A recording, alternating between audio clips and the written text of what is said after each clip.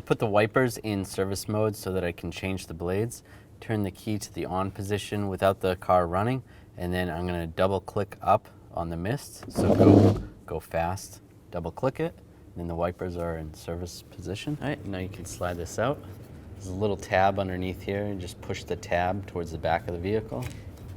And you can slide the blade off.